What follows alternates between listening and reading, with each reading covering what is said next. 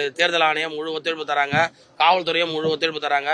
அவங்க என்ன சொல்றது, அந்த ஆப்பில் போடுறோம், எங்ககிட்ட அவங்க கன்சல்ட் பண்றாங்க, முழு ஒத்துழைப்பும் தராங்க. இது வரைக்கும் இந்த இடத்துல எந்த ஒரு ஒத்துழைப்பும் தரலன்னு சொல்ல முடியாது, எல்லாம் பக்காவாக எங்களுக்கு கொடுக்குறாங்க.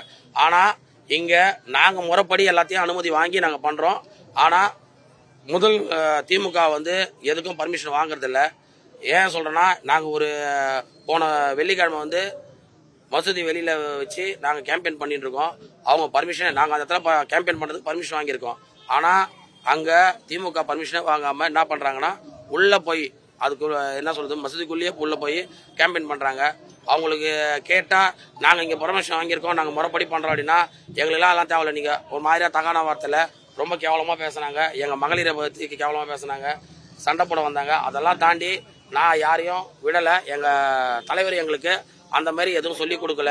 அதனால் நாங்கள் என்ன பண்ணோன்னா, முறையாக போய் ஆர்வா கிட்ட கம்ப்ளைண்ட் கொடுத்தோம். ஆர்வா அதுக்கு சொன்னார், இல்லை அவங்களுக்கு அந்த இடத்துல பர்மிஷன் நாங்கள் கொடுக்கல, அதனால் நாங்கள் அவங்க மேலே உரிய நடவடிக்கை எடுக்கப்படும் சொன்னாங்க. அந்த நடவடிக்கை எடுத்திருக்காங்க, ரொம்ப சந்தோஷமாக இருக்குது. அதேமாரி முந்தானத்து ஒரு கேம்பெயின் நாங்கள் நடந்து போகிற மாதிரி கேட்டிருந்தோம். அதுக்கும் எங்களுக்கு அனுமதி கொடுத்துருந்தாங்க.